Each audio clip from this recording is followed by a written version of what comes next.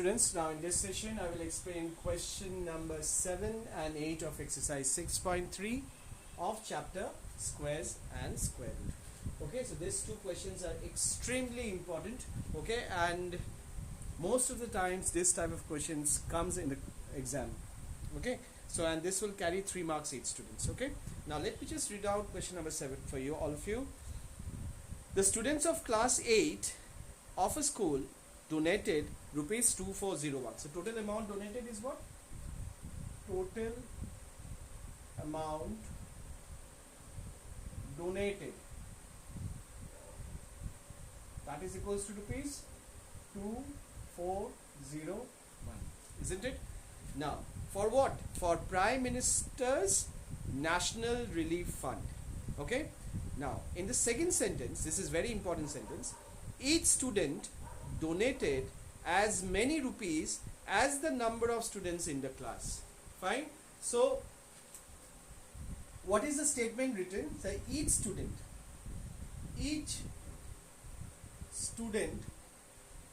contributes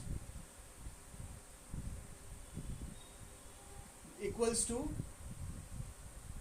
total number of students in the class. So what is the meaning of this? Total number of students in the class. This means, suppose if in the class there are 40 students, just take it, assume it, that if in the class there are 40 students, then each student will contribute rupees 40. Suppose in the class the total number of students is suppose 35, then each student will contribute rupees what? 35. This is the minimum. Okay, this sentence is trying to say this only. So the contribution of each students is totally and directly proportional to how many students are there in the class. So if there are 40 students, then each student will contribute 40 rupees. If there are 50 students in the class, then each student will contribute 50 rupees. Fine. So but regarding this question, we do not know what is the total number of students in the class. Okay, and when we do not know the total number of students in the class, we won't be able to say what is the contribution of each student's made. Fine. So what is the first thing that we have to do? Let the total number of students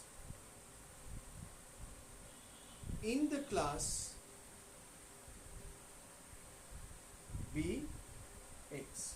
So if the total number of students in the class is X, so the contribution done by each student will be what? X only. So hence contribution will be done by each student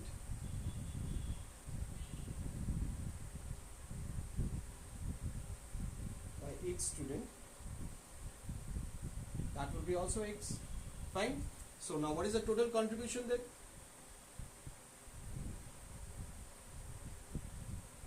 Total contribution will be what? X into X. X number of students.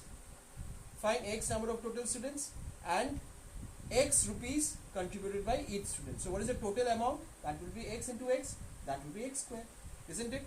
Now this is also a total contribution and this is also a total contribution. So both the values are same. This is according to the X respect and this is the value they have given. So we'll compare these two one because they are same only, total amount. So according to the question, X square, which is also a total amount, that would be equals to 2401. This is also a total amount. Now what is the concept? We know that if we have to remove this square, then there would be a square root sign on the right hand side. Fine. So in this way we'll get the value of X, and if we get the value of X, that means how many students are there in this class, then we can also know that how much contribution is made by each student also. Both are same only. So how to get the square root of 2401? We have to prime factorize it. Okay, we have to prime factorize it. Now this is divisible by 7. 3, 4, 3, 7, 49, 7, 7 and 7, 1. Okay, so x would be equals to 7 into 7 into 7 into 7. So all the numbers are in pairs, isn't it? All the numbers are in pairs. So 1, 2, fine. So what is the rule? For each pair we'll write single digit. So answer is 49. Fine. So what they have asked? They have asked find the number of students in the class. So what is the number of students in the class? Therefore, how to conclude? Find the total number of students in the class. Na? So we'll write total number of students. Total number of students in the class is equals to 49. And what is the contribution done by each student? This will be also 49 rupees 49. Understood? So this is the solution of question number 7 of exercise 6.3. Now let's move on to sum number 8. Sum number 8 is also very important and very